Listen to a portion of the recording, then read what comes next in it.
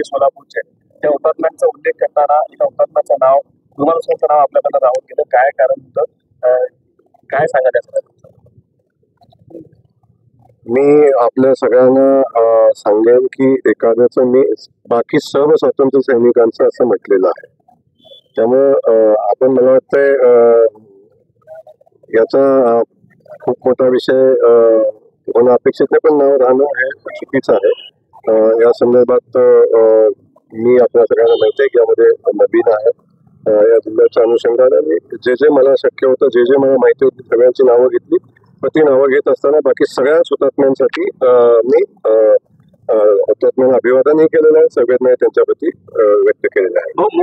बंधुप्रेम news चॅनलला like, subscribe व bell icon दाबायला विसरू नका. धन्यवाद.